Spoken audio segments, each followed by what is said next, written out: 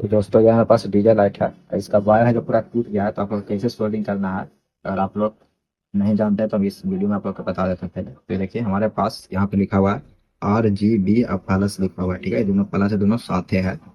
और देखिए ये हमारा वायर है, 4 वायर है, कोई में 5 वायर लगा रहता है। तो बात वही है, ये काला वाला देख रहे हैं प्लस में चला जाएगा, और आर से हो गया रेड, बी से हो गया ब्लू, जी से हो गया ग्रीन। ठीक है, यहाँ पे देखिए